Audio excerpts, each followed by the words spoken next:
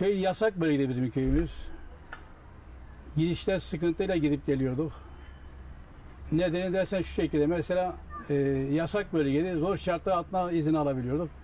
En sonunda düşündük dedik biz mahkemeye başvuralım bakalım. Normal bizim köy ateş alanı değil, bir şey değil normal. Bir köydür yani köy. 2008'de biz başvurduk. 2010'da sonuç aldık. Mahkeme kararıyla sonuç aldık. Daha sonra karşı taraf dava açmadığı için biz 2011'de kesinleşti bizim. Mahkeme kararı kesinleşti. Yani köy, orada mezarlarımız var. Bir sürü köy ziyaret etmemiz lazım.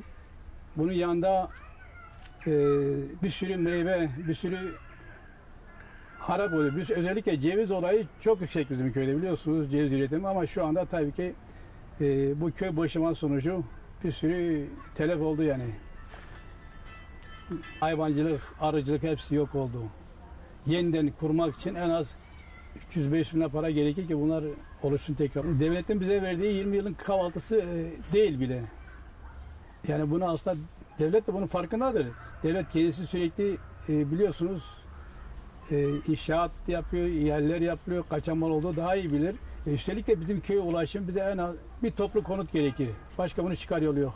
Ulaşımda büyük sıkıntı çekiyoruz. Nedeni derseniz mesela Pülömür çayı kolay kolay nehirdi, geçit vermiyor. Ancak Ağustos sonlarında insanlar ulaşabiliyor köyüne. Buna en az bir köprü gerekir. Ulaşım, yol, su, elektrik. Köyle yerleşmeye çalışıyor ama nasıl gidecekler? Bunu hava yola gidecek yerleri yok. Ulaşım olacak, gitsin bu insanlar. Ya teleferik olacak. Bunun yanında yine köprü ne olursa olsun olması şarttır. Köprü olmayınca hiç ulaşım sağlanmaz.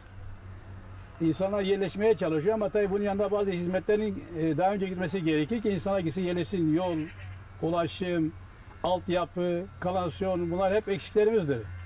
Köyde bir sürü tahribatlar meydana gelmiş. Bunlar yıllarca eski düzey haline gelmesi bayağı büyük bir uğraş gerekir. İşte köylerin çabası gerekir. Bunun yanında devletin de bize yardımcı olması gerekiyor. Yardımcı mesela köprü, altyapı, ulaşım.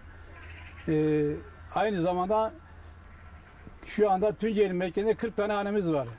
Biz bunun yanında bir konut bekliyoruz, yani konut yapılması gerekir.